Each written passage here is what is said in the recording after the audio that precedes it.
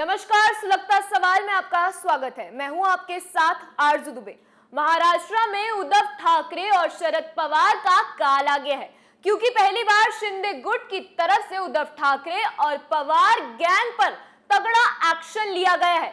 शिंदे के 50 विधायक एनसीपी नेता अजीत पवार, सुप्रिया सुले और आदित्य ठाकरे पर 50 करोड़ रुपए का मानहानि केस ठोकने वाले हैं, वो भी ऐसे केस में जिससे उद्धव ठाकरे भी मझधार में फंस जाएंगे और बची कुची साख भी मिट्टी में मिल जाएगी।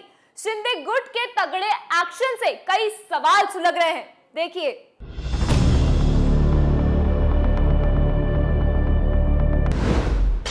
शिंदे गुट क्यों उद्धव गैंग पर लेगा एक्शन? क्या अजीत, सुप्रिया, आदित्य से वसूले जाएंगे 50 करोड़? महाराष्ट्र में उद्धव पवार का खेल होगा खत्म? क्या उद्धव के कई नेता जाएंगे जेल? इन सवालों ने महाराष्ट्र का सियासी पारा हाई कर दिया है। आगे कुछ बताएं उससे पहले ये जान लीजिए कि आखिर किस केस में उद्धव ठाकरे और पवार के नेता फंस रहे हैं और उन पर करोड़ों का केस ठोकने की तैयारी चल रही है। दरअसल सीएम एकनाथ शिंदे की पार्टी के प्रवक्ता विजय शिवतारे ने साफ शब्दों में चेतावनी देते हुए कहा कि शिंदे गुट के समर्थक 50 विधायकों में से हर एक विधायक एनसीपी नेता अजीत पवार, सुप्रिया सुले और आदित्य ठाकरे के खिलाफ 50 करोड़ का मानहानि दावा ठोकने जा रहे हैं। तो सोचिए, अगर एक एक विधायक ने इन तीनों नेताओं पर 50 करोड़ का मानहानि केस ठोका तो कितनी बुरी तरह से इन लोगों पर मार पड़ेगी। दरअसल शिंदे गुट के इन 50 विधायकों पर विपक्षी नेताओं ने आरोप लगाया था कि इन्होंने 50-50 करोड़ रुपए लेकर उद्धव ठाकरे के नेतृत्व के खिलाफ बगावत की और उद्धव की सरकार गिरवाई है। अब उद्धव गुट के यही बेतुके आरोप उन्हीं को ले डूबे हैं, जिसके चलते शिंदे गुट के सभी 50 विधायक अलग अलग इन तीनों नेताओं के खिलाफ 50 करोड़ का मानहानि का दावा करने जा रहे हैं। विजय शिवतारे ने यह ऐलान करते हुए कहा कि सुप्रिया सुले ने कहा था कि अगर ऐसा ही इल्जाम उन पर लगाया जाता तो वे मानहानि का दावा करते और सबूत मांगती। हमने उनकी सलाह को गंभीरता से लिया है। अब हम उन तीनों के खिलाफ मानहानि का नोटिस देने जा रहे हैं। या तो वे तीनों सार्वजनिक रूप से माफी मांगे या कोर्ट के सामने यह सबूत पेश करें कि इस तरह से पैसों का लेन देन हुआ है।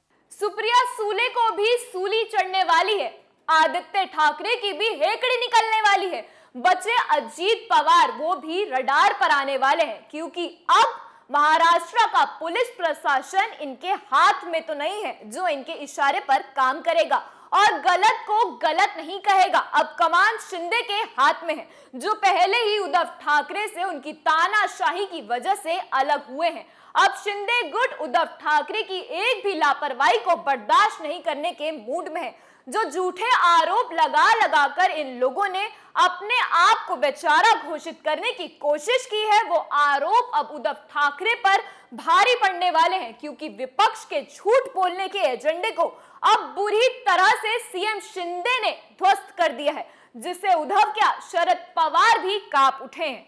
अब तो यह भी कहा जा रहा है कि इसे गंभीर आरोप को लेकर खुद सीएम शिंदे और उनके समर्थक विधायकों से बात कर रहे हैं, ताकि आगे तगड़े से तगड़ा एक्शन लिया जा सके। शिंदे गुट का साफ कहना है कि इनके विधायकों पर अजीत पवार, सुप्रिया सुले और आदित्य ठाकरे के जरिए लगाए गए आरोप बिल्कुल झूठे हैं। इन लोगों ने इसलिए ये आरोप थोपे क्योंकि इनके हाथ से सत्ता जा रही थी। बौखलाहट में क्या करते, आरोप ही लगा दिए। लेकिन अब शिंदे गुट इस मामले को कोर्ट में लाकर जाने की तैयारी कर रहा है, जिससे पूरे खेल का दूध और पानी का पानी हो जाए और असली सच सबके सामने आ जाए। अगर इन लोगों ने 50 करोड़ के मानहानि नोटिस पर माफी नहीं मांगी या फिर अपने बयानों को वापस नहीं लिया, तो जाहिर सी बात है उद्धव और पवार के नेताओं की हेकड़ी निकलनी लाजमी है।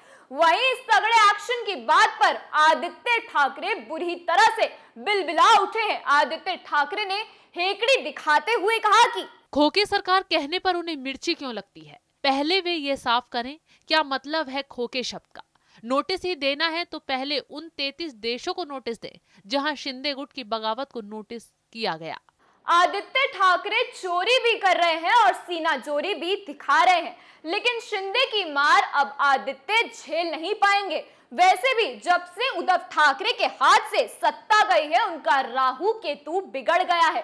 किस्मत साथ नहीं दे रही है, क्योंकि पहले कुर्सी गई, फिर पार्टी से जुड़े बड़े छोटे नेता भी चले गए और फिर सिंबल भी हाथ से छिन गया। अब बची कुची इज्जत भी मिट्टी में मिलने वाली है और ये चीज बीएमसी इलेक्शन में उद्धव ठाकरे को लेके डूब सकती है, क्योंकि लोगों का विश्वास अब उद्धव ठाकरे की गैंग से उठ गया है। वहीं दूसरी तरफ महाराष्ट्र के उप मुख्यमंत्री देवेंद्र फडणवीस भी साफ साफ कह चुके हैं कि महाविकास आघाड़ी सरकार को गिराना विश्वासघात नहीं, बल्कि विश्वासघात का बदला है। इसके साथ ही उन्होंने दावा किया है कि साल 2024 में भी भारी बहुमत से चुनाव जीतेंगे। बीजेपी आगामी नगर निकाय चुनाव के साथ साथ अगला लोकसभा चुनाव और विधानसभा चुनाव शिंदे गुट के साथ मिलकर लड़ेगी। तो बीजेपी और शिंदे की तरफ से मजबूती से दावे किए जा रहे हैं। यही दावे उद्धव ठाकरे की टेंशन बढ़ा रहे हैं, क्योंकि बीजेपी महाराष्ट्र की सत्ता छीनने के बाद अब मुंबई महानगर पालिका के चुनाव में उद्धव ठाकरे की शिवसेना को परास्त करने के लिए सियासी ताना बाना बुन रही है। शिवसेना को राज्य की सत्ता से ज्यादा प्यारी मुंबई की सत्ता है। बीएमसी में शिवसेना 3.5 दशक से सत्ता में है। ऐसे में शिवसेना को मुंबई की सत्ता से हटाकर ही असली चोट देने के लिए बीजेपी ने सियासी तिगड़ी बनाई है। देवेंद्र फडणवीस और एकनाथ शिंदे के साथ राज ठाकरे की जोड़ी बन रही है। वैसे भी केंद्रीय गृह मंत्री अमित शाह ने काफी दिन पहले ही मुंबई दौरे से बीएमसी चुनाव के लिए बिगुल फूंकना शुरू कर दिया है। बीजेपी ने बीएमसी की 227 पार्षद सीटों में से 150 सीटें जीतने का टारगेट रखा है।